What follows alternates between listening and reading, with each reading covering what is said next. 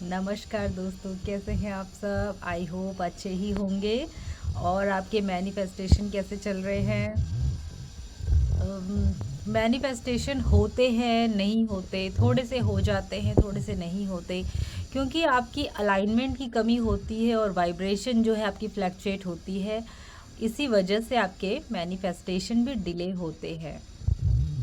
अब आप इसको इस तरीके से सोचिए कि आपने टीवी पे कोई चैनल लगाया है, तो उस पे जो प्रोग्राम आएगा उतनी देर ही आएगा जितनी देर आपने उस चैनल पे ट्यून इन किया है। जैसे ही आप चैनल चेंज करेंगे, चैनल पे जो दूसरे चैनल पे जो सीरियल आ रहा होगा वो आने लगेगा।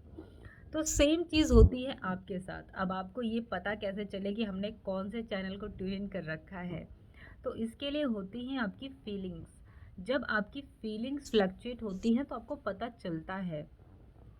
पता चलने के लिए आपको अवेयर होना भी ज़रूरी है, मतलब जागरूक होना भी ज़रूरी है, जिसके लिए हम कहते हैं कि आप मेडिटेशन करिए, थोड़े अपने माइंड को काम रखिए, जिसकी वजह से आप अपनी फीलिंग्स पे ध्यान रख पाएंगे कि आप किस वक्त बुरा महसूस कर रहे हैं, किस वक्त अच्छा महसूस कर रहे हैं।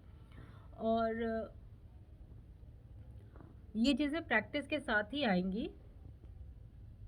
और जितना ज़्यादा आप अलाइनमेंट में रहते हैं, मतलब अलाइनमेंट का मतलब आप बस यही समझिए कि जैसे नदी बह रही है और आप उसके फ्लो के साथ बह रहे हैं। और जब अलाइनमेंट में नहीं होते, मतलब कि आप अपोजिट डायरेक्शन में स्विम करने लगते हैं।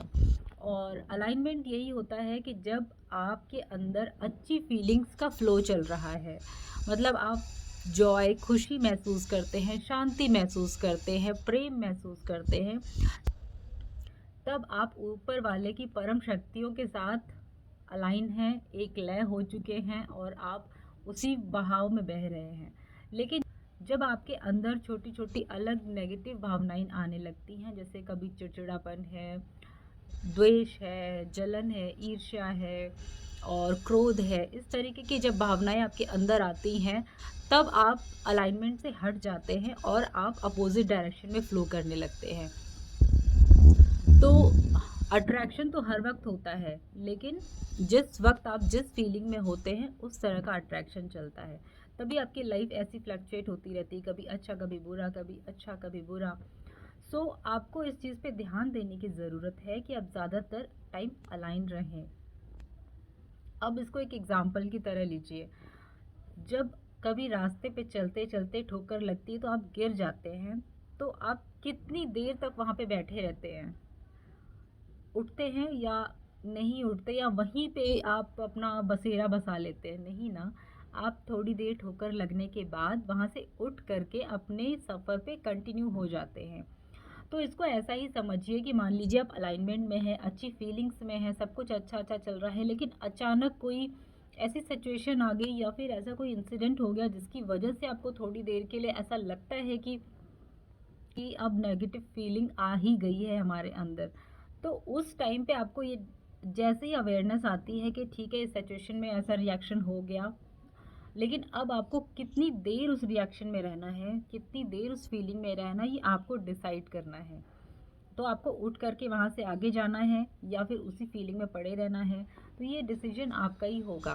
तो जैसे ठोकर लगते ही आप थोड़ी देर में उठ करके खड़े होकर के अपना सफ़र कंटिन्यू करने लगते हैं, वैसे ही आपको लाइफ में भी ये चीज़ अपनानी पड़ेगी कि ठीक है, कोई सिचुएशन हो गई, कोई परिस्थिति ऐसी थी जिसमें आपको ऐसा लगता है कि आपका गुस्सा करना बहुत ही ज़्यादा ज़रूरी था, आपने कर दिया, तो लेकिन फिर उस चीज़ को ज़्यादा स्ट्रेच मत करिए, चीज़ों को ज़्यादा पकड़िए मत।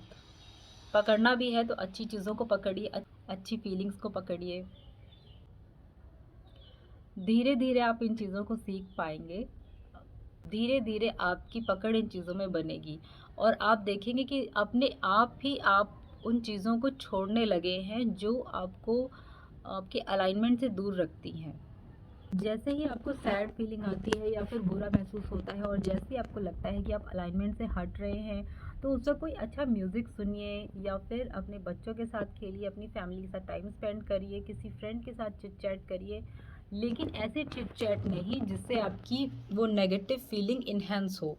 आपको ऐसी बातें करनी चाहिए जिससे आपका मूड थोड़ा सा अच्छा हो जाए और आप वो जो नेगेटिव वाइब्स आपके अंदर आना स्टार्ट हो गई हैं वो काम हो जाएं और आप अगेन अपने अलाइनमेंट में आ जाएं। कई बार ये डिफ़िकल्ट इसलिए भी होता है कि आपने बहुत सालों से इतने सारे ट्रॉमास जो हैं, इतने सारे नेगेटिव फीलिंग्स उन सबको अपने अंदर जमा कर रखा होता है, जिसकी वजह से आप पॉजिटिव चाह के भी नहीं रह पाते। तो उसके लिए हमारे पास हीलिंग टेक्निक्स होती हैं। मैं रोज़ होपोनोपोनो प्रेयर करती हूँ मॉर्निंग और इवनिंग में। मैंने एक वीडियो भी बनाया है होपोनोपोनो प्रेयर का, जो आप अपने मोबाइल में प्ले करके छोड़ सकते हैं, और वो उसके म्यूज़िक से आपके घर की एनर्जी और आपकी एनर्जी भी हील होती रहेगी। तो आप डेली सुबह शाम होपोनोपोनो प्रेयर करिए, अपनी लाइफ की रिस्पॉन्सिबिलिटी आप खुद लीजिए, तब आपकी लाइफ में थोड़े से चेंज आना शुरू होंगे। अपने नेगेटिव फीलिंग्स को हील करिए। जो हो चुका है उसको आप किसी भी तरीके से बदल नहीं सकते, बस उसको जाने दे सकते हैं। जो चीज़ चली गई है उसको अपने मन में भी मत पकड़ के रखिए। यही तभी आप अपनी लाइफ में आगे बढ़ पाएंगे। सो कोशिश करिए कि अलाइनमेंट में रहना सीख जाएं आप। जितने भी कोचेस हैं, जितने भी गुरु हैं, वो आपको यही सिखाना चाहते हैं कि जितने भी सक्सेसफुल लोग थे, उनके यहाँ पे जो थी पावर थी, उन्होंने कभी भी अपनी लाइफ के लिए किसी और को ब्लेम नहीं किया, सिचुएशंस को, सर्कमस्टेंसेस को ब्लेम नहीं किया। आप कितने भी सक्सेसफुल लोगों की स्टोरी अगर उठा करके देखेंगे तो आप देखेंगे कि कितना स्ट्रगल था उनकी लाइफ में, लेकिन अगर वो स्ट्रगल के बारे में सोचते तो वो कभी लाइफ में आज सक्सेसफुल नहीं होते। उनका सोचने का तरीका ही अलग होता है। वो हमेशा अपने आप को उन प्रॉब्लम से बढ़ा पाते हैं, अपने विचारों को हमेशा सॉल्यूशंस पे टिका के रखते हैं, अपने गोल पे टिका के रखते हैं। उन्हें कभी भी ऐसा लगता नहीं, उन कभी भी ऐसी फीलिंग आती भी होगी तो उसको इतनी जल्दी ओवरकम कर लेते हैं, तभी उनका अचीवमेंट इतनी जल्दी जल्दी हो पाता है। तो अगर आप अपनी लाइफ को उन सक्सेसफुल लोगों की तरह बनाना चाहते हैं तो सबसे पहले आपको अपना माइंड स्ट्रॉन्ग करना पड़ेगा। जो पुरानी प्रोग्रामिंग हो चुकी है उसे हटाना पड़ेगा, अपने आप को अलाइनमेंट में रखना पड़ेगा। इन सब के लिए आपको ग्रेटिट्यूड, मेडिटेशन, एप्रिसिएशन, इन सब तरह की टेक्निक यूज़ करने की ज़रूरत है। आप शुरुआत करिए ग्रेटिट्यूड लिखने से।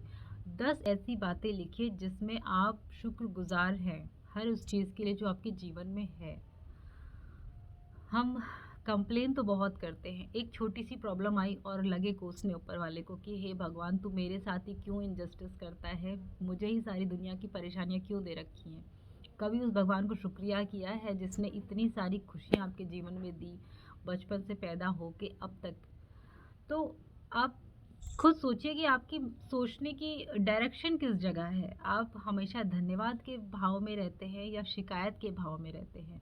जितनी शिकायत करेंगे उतने ऐसे मौके आपको आएंगे कि आप शिकायत कर सकें। जितना धन्यवाद आप जीवन में देंगे उतने ऐसे आपको इंसिडेंट, ऐसे मौके मिलते रहेंगे कि जिसके लिए आप ऊपर वाले के शुक्रगुजार होते रह सकें। तो चॉइस आपकी है। आप अपनी लाइफ कंप्लेन में बिताना चाहते हैं, शिकायतों में बिताना चाहते हैं, या फिर ऊपर वाले को धन्यवाद दे करके अपनी लाइफ में और खुशियाँ अट्रैक्ट करना चाहते हैं। ये चीज़ अंदर से उठती है, पहले आपको प्रैक्टिस करनी पड़ेगी, फिर ऑटोमेटिक हो जाता है सब कुछ।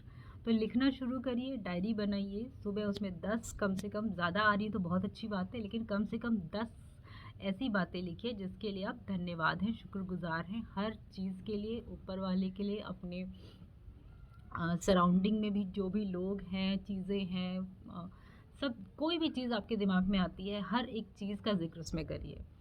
सुबह और शाम को 2 टाइम ज़रूर ये लिखिए। होपोनोपोनो प्रेयर करिए जिससे आपकी एनर्जी हील होगी, आपकी क्लिनजिंग हो जाएगी। जो भी नेगेटिव चीज़ें आपने अपने अंदर स्टोर कर रखी है वो सब भी क्लियर होती चली जाएंगी। तो पहले इतने से स्टार्ट करिए, फिर आप आगे देखेंगे कि धीरे धीरे आपकी लाइफ में अपने आप ही चेंज आना शुरू हो गया है, विजिबल होने लगेंगी चीज़ें आपको। आप छोटी छोटी चीज़ें मैनिफेस्ट करने लगेंगे अपने आप ही। तो जब छोटी छोटी चीज़ें मैनिफेस्ट होंगी तो आपको कॉन्फिडेंस आएगा कि हाँ, ये काम करता है, पॉजिटिव डायरेक्शन में काम करता है, क्योंकि अभी तक तो आपने नेगेटिव डायरेक्शन में उसे फॉलो कर रखा था, है ना। तो चलिए अपने आप को अलाइन करिए, ग्रैटिट्यूड करते रहिए, मेडिटेशन करते रहिए, और अपनी लाइफ ब्यूटीफुल बनाइए। जितना ज़्यादा अलाइनमेंट में रहेंगे उतना ज़्यादा आपका अट्रैक्शन पॉजिटिव होगा, लॉ ऑफ अट्रैक्शन आपका उस डायरेक्शन में काम करेगा। लॉ ऑफ अट्रैक्शन काम हमेशा करता है। अभी तक आपने उसे नेगेटिवली अट्रैक्ट किया अपनी लाइफ में, अब उसे पॉजिटिवली एक्टिव करने का टाइम आ चुका है। ओके, चलिए आज से ही प्रैक्टिस स्टार्ट कर दीजिए। All the best, take care.